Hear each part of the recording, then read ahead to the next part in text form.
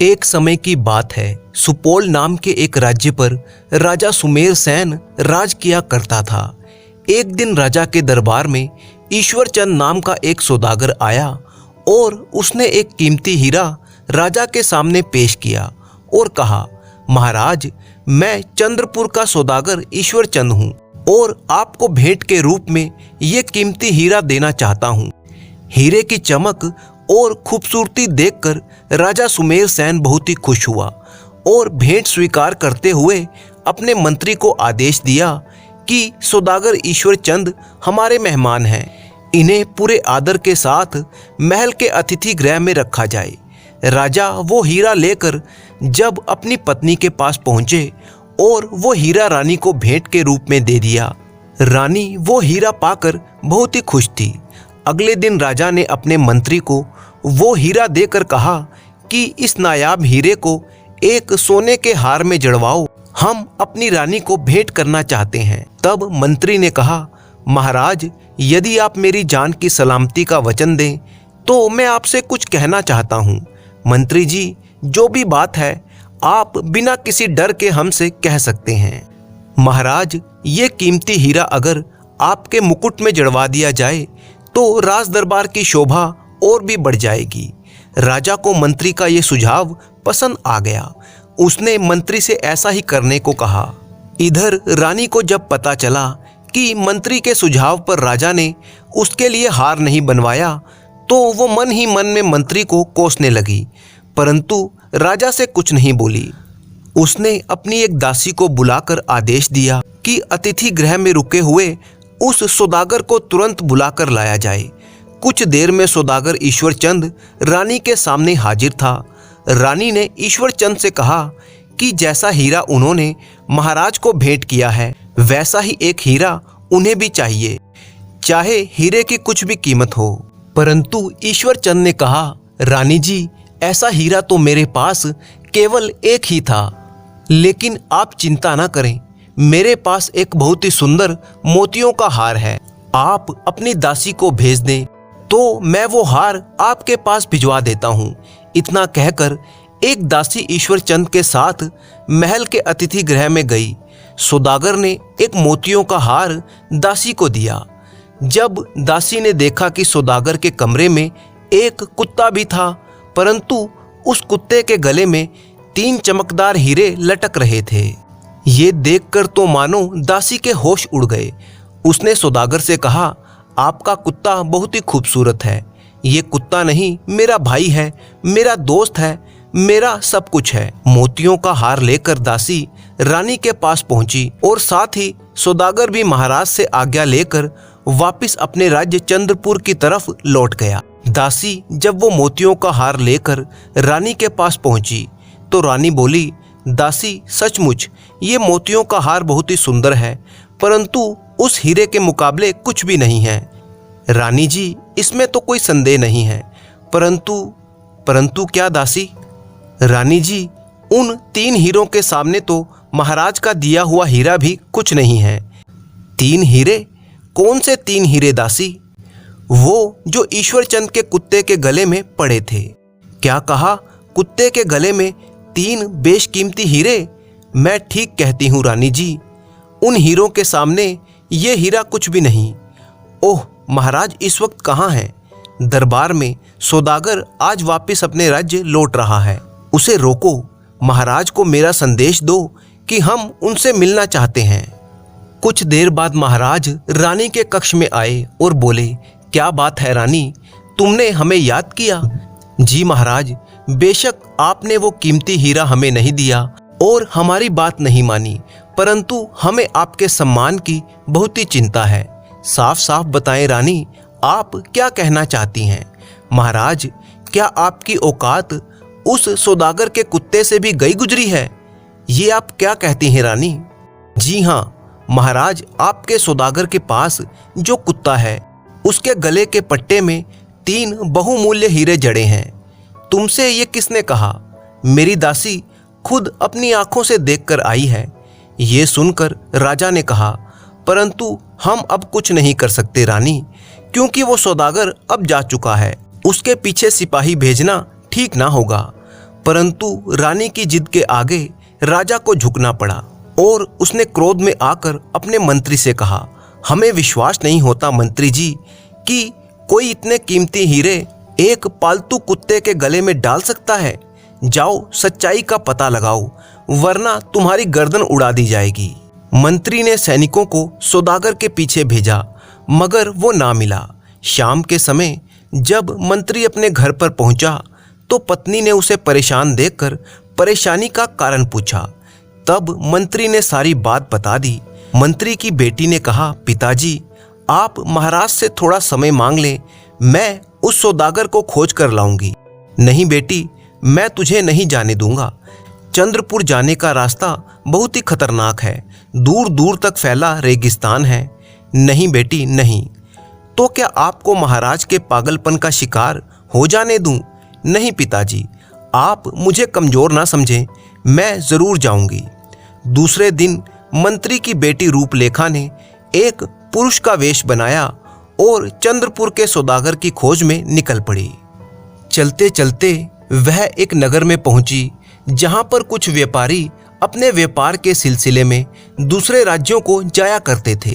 रूपलेखा ने ऐसे ही एक व्यापारियों के काफिले के पास अपना घोड़ा रोका और पूछा, क्यों भाई, यहाँ से कोई काफिला चंद्रपुर जाने वाला है? मैं नौकरी की तलाश में वहाँ जाना चाहता हूँ। हाँ, हम लोग चंद्रपुर जा रहे हैं, परंतु तुम्हें हमारे साथ चलना है तो हमारे मालिक से बात कर लो। वे लोग उसे काफिले के सरदार के पास ले गए। काफिले के सरदार ने कहा, ठीक है बेटा, हमें कोई एतराज नहीं है, तुम हमारे साथ चल सकते हो। नाम क्या है तुम्हारा? जी लेखराज। रात के समय काफिला चंद्रपुर के लिए रवाना हो गया। काफिले का सरदार एक नेक दिल इंसान था। रास्ते में जहां पर भी काफिला रात को पड़ाव डालता तो रूपलेखा उसके खाने पीने का और बाकी सब इंतजाम भी करती। बूढ़ा सरदार इस सेवा भाव से बहुत ही प्रभावित हुआ। जब काफिले को चलते चलते 10 दिन बीत गए, तब बूढ़े व्यापारी ने रूपलेखा से कहा, बेटा मैं तुम्हारी सेवा से बहुत ही खुश हूँ, बताओ मैं तुम्हारे लिए क्या कर सकता हूँ? चाचा जी, मेरे लिए चंद्रपुर जाना बहुत ही जरूरी है, वहाँ मुझे किसी की तलाश है। किसकी तलाश है? साफ साफ बताओ। एक सौदागर की, जिसके कुत्ते के गले में 3 बेशकीमती हीरो से जड़ा हुआ एक पट्टा है। उससे तुझे क्या काम है और उसके कुत्ते से तुझे क्या वास्ता है?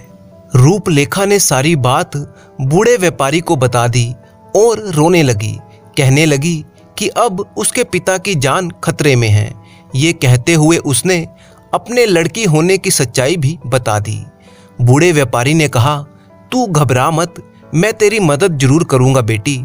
मैं तुझे चंद्रपुर पहुंचाऊंगा और एक चिट्ठी तुझे दूंगा, जिसे पढ़कर ईश्वर चंद तुरंत तुझे अपने पास नौकरी पर रख लेगा। वहां रहकर तुझे खुद उसे महाराज के पास चलने को तैयार करना होगा, और हाँ, अपना राज उसके सामने मत खोलना। 3 दिन के सफर के बाद वे लोग चंद्रपुर पहुंचे, जहां बूढ़े व्यापारी ने रूपलेखा को एक चिट्ठी दी जो ईश्वरचंद के नाम लिखी थी। चंद्रपुर पहुंचकर रूपलेखा पुरुष की वेशभूषा में वहां के बाजारों में पूछताछ करने लगी। क्यों भाई, यहाँ ईश्वरचंद नाम का कोई सौदागर है? तुम्हें उससे क्या काम है? भाई, मैं गरीब आदमी नौकरी की तलाश में उससे मिलना चाहता हूँ। अच्छा, नौकरी मांगने आए हो? सामने दाहिने मुड़कर जौहरियों की दुकानें हैं, किसी से भी पूछ लेना कि ईश्वरचंद की दुकान कौन सी है।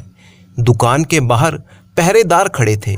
उन्होंने रूपलता को रोका और पूछा, क्या काम है?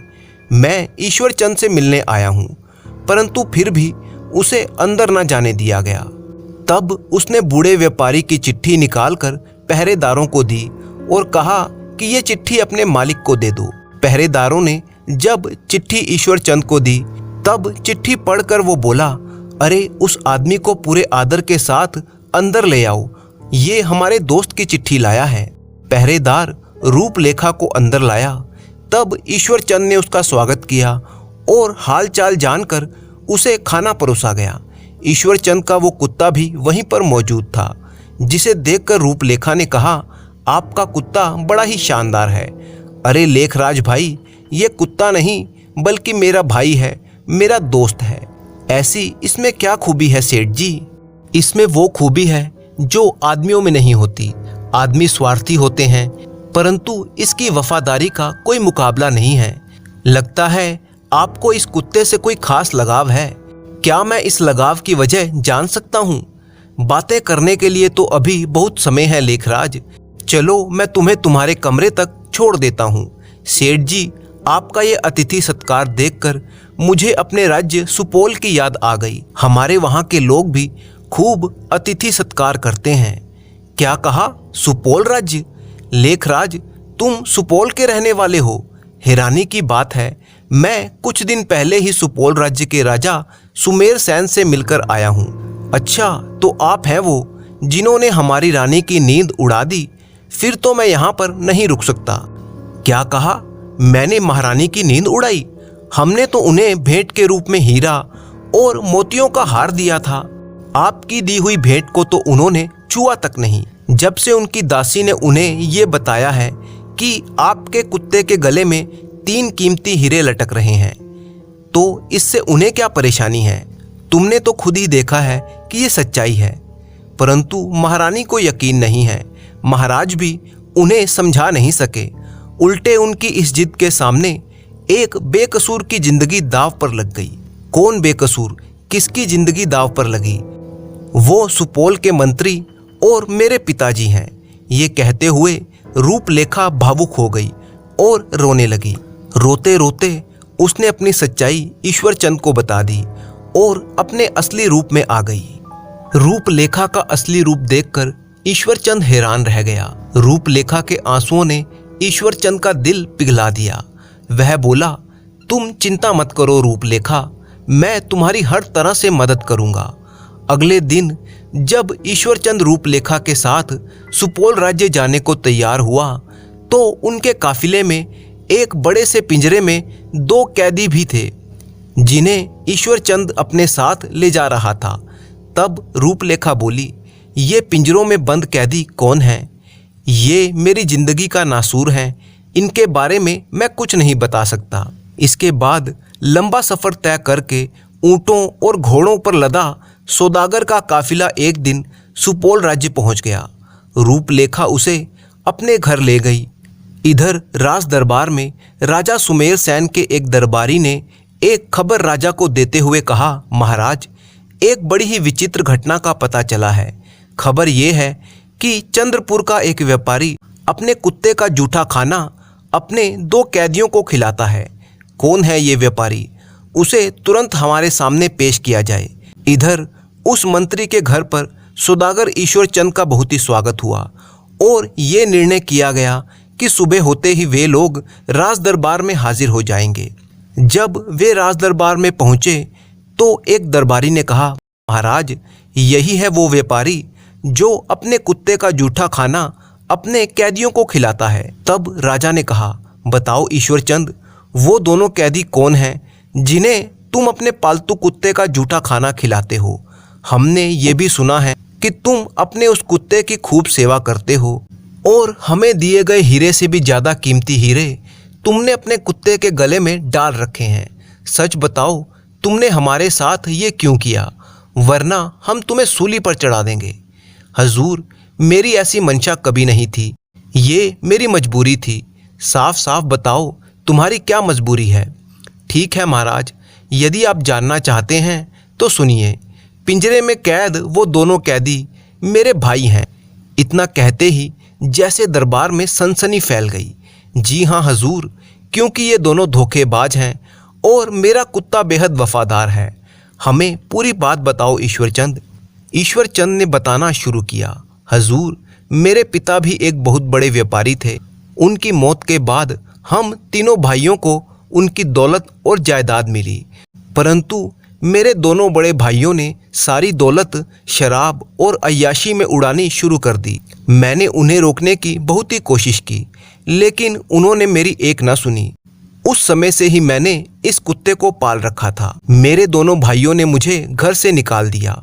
तब मेरा पालतू कुत्ता शेरा मेरे पीछे पीछे आ गया। हम दोनों दर बदर की ठोकरें खाते रहे। तब एक दिन मेरे पिता के एक मित्र व्यापारी की नज़र मुझ पर पड़ गई। उसके अपने कोई संतान नहीं थी। वह मुझे अपने साथ ले आया और अब मैं उसका व्यापार संभालने लगा। ईश्वर की कृपा से व्यापार अच्छा चलने लगा। धीरे धीरे मैंने काफ़ी धन जमा कर लिया था। मरने से पहले पिता के मित्र ने मुझे अपनी सारी जायदाद सौंप दी थी। एक दिन मेरे नौकर ने मुझे खबर दी कि कोई अनजान आदमी मेरे दोनों भाइयों को बीच चौराहे पर मार रहा है। मैं दौड़कर वहां पर पहुंचा तो पता चला कि मेरे भाइयों ने उस आदमी से कर्ज ले रखा था और उसका पैसा जुए में हार गए थे। तब मैंने उस अनजान आदमी को 1000 अशर्फियाँ देकर अपने दोनों भाइयों को बचाया और अपने साथ ले आया। मुझे अपने भाइयों से बड़ी ही हमदर्दी थी, इसीलिए मैंने उनसे कहा कि अब जो हो गया उसे भूल जाओ और एक नई शुरुआत करो। मैंने दोनों भाइयों को काफ़ी धन दिया और उन्हें व्यापार करने के लिए पड़ोसी राज्य में भेज दिया। परंतु 1 साल बाद मुझे खबर मिली कि वो दोनों वहाँ पर भीख मांग कर गुजारा कर रहे हैं। असल में एक बार फिर वो शराब और जुए में सारा धन गंवा चुके थे। फिर भी मेरे मन में उनके लिए हमदर्दी कम नहीं हुई। मैं अपने 2 नौकरों के साथ उन्हें ढूंढने के लिए चल पड़ा। तब भी मेरा कुत्ता मेरे साथ था। वहाँ मेरे दोनों भाई मुझे भीख मांगते हुए मिल गए। डांट फटकार कर और समझा बुझा कर मैं उन्हें घर ले आया। कुछ दिनों तक वे घर पर ही रहे, परंतु एक दिन उनके कहने पर मैंने दोनों भाइयों को एक मौका और दिया। इस बार मैं व्यापार के लिए दूसरे देश जा रहा था, वो भी समंदर के रास्ते। मेरे दोनों भाई भी समुद्री जहाज पर मेरे साथ जाने के लिए राजी हो गए। दूसरे दिन माल से लदा हुआ जहाज लिए हम समंदर में चल दिए। हमेशा की तरह मेरा कुत्ता भी मेरे साथ था। बीच समुद्र में पहुंचकर रात के समय जब मैं जहाज के डेक पर अकेला बैठा हुआ था तो अचानक मेरे भाइयों ने मुझ पर हमला कर दिया और मुझे उठाकर समुद्र के पानी में फेंक दिया। उसी समय मेरे कुत्ते ने मुझे बचाने के लिए उन दोनों पर हमला किया, परंतु नतीजा ये रहा कि उन्होंने मेरे कुत्ते को भी उठाकर समुद्र में फेंक दिया। अब मैं और मेरा कुत्ता दोनों समुद्र के बीच में थे। 2 दिन तक भूखा प्यासा थक कर चूर पानी में मैं तैरता रहा और आखिर में बेहोश हो गया। पर मेरे वफादार कुत्ते ने मेरा साथ नहीं छोड़ा और मुझे खींचकर एक किनारे पर ले आया। थोड़ी ही देर बाद मुझे होश आया। दूसरी तरफ मेरे भाइयों ने माल से लदा हुआ जहाज किनारे तक पहुंचाया और सारा माल बेच दिया। इधर मैं पैदल चलता हुआ 1 दिन का रास्ता पार करके गिरता पड़ता उसी नगर में जा पहुंचा। मेरा कुत्ता भी मेरे साथ था। तभी मेरे भाई नगर के कोतवाल के साथ वहां से गुजर रहे थे। दोनों ने मुझे पहचान लिया और कोतवाल से झूठ कहा कि मैं उन दोनों का नौकर हूँ और चोरी करके भागा हूँ। कोतवाल ने मेरी एक ना सुनी और मुझे एक सूखे और अंधेरे कुएं में फेंक दिया गया ताकि मैं भूख से तड़प तड़प कर मर जाऊं। मेरा कुत्ता मेरे पीछे पीछे कुएं तक आ पहुंचा। मेरा कुत्ता शहर की एक दुकान से रोटी उठाकर भागा और कुएं में वो रोटी मेरे लिए फेंक दी। नीचे कुएं में एक युवक और भी था जिसका नाम आनंद था। उसका कसूर ये था कि वो मंत्री का बेटा होकर राजा की बेटी से प्यार करता था। मैंने भी उसे अपनी सारी कहानी बता दी। मेरे पास जो रोटी थी हम दोनों ने मिलकर खा ली। उसी रात जब मेरी आंखों में नींद नहीं थी पर वो युवक सो रहा था, किसी ने कुएं में एक मोटी रस्सी लटकाई और आवाज़ दी, रस्सी पकड़ लो। मैंने तुरंत रस्सी पकड़ ली और खींचने के लिए कहा। जब मैं कुएं से बाहर निकला तो देखा कि एक नकाबपोश हाथ में तलवार लिए हुए खड़ा था। उसने कहा कि तुम कौन हो और आनंद कहाँ है। मैं समझ गया कि रस्सी इसी ने लटकाई थी और ये भी समझ गया कि ज़रूर ही ये राजा की बेटी है। मैंने उससे कहा कि तुम राजा की बेटी हो और घबराओ नहीं, आनंद नीचे कुएं में है। उसने तुम्हारे बारे में मुझे सब कुछ बताया है। मेरा अंदाज़ा सही निकला, वो राजकुमारी ही थी। तब मैंने आनंद को कुएं से निकाला। राजकुमारी ने आनंद से कहा कि चलो यहाँ से भाग चलें। तब मैंने उन दोनों को समझाया कि ऐसा ना करें, इससे उनके माता पिता को बहुत ही दुख होगा। मैंने राजकुमारी को समझा बुझाकर वापस भेज दिया और आनंद को लेकर उसके घर पर गया। उसके माता पिता आनंद को देखकर बड़े ही खुश हुए, परंतु राजा की नाराजगी से वे डरे हुए थे। मैंने उनसे कहा कि मैं राजा से मिलना चाहता हूँ। दूसरे दिन मैं राजा महेंद्र से मिला और उन्हें सारा किस्सा कह सुनाया। समझाया कि क्या ये अच्छा होता कि वे दोनों भाग जाते, तो इससे उनकी इज्जत मिट्टी में मिल जाती। राजा महेंद्र को मेरी बात समझ में आ गई और वो कहने लगे कि वो राजकुमारी और आनंद का विवाह करवाने को तैयार हैं। दोनों का विवाह बड़ी ही धूमधाम से हो गया। अब क्योंकि आनंद राजा महेंद्र का दामाद बन चुका था, उसने मुझसे वादा किया कि वो उस बेईमान कोतवाल को जरूर सबक सिखाएगा जिसने मुझे मौत के कुएं में फेंका था। कुछ दिनों तक मैं महल में मेहमान बनकर रहा। अगले ही दिन दरबार में उस कोतवाल और मेरे दोनों भाइयों को कैदी की तरह देखकर मैं चौंक गया। राजा महेंद्र ने मुझसे पूछा कि क्या ये वही है जिसने तुम्हें मौत के कुएं में फिकवाया था? तो मैंने हाँ कर दी।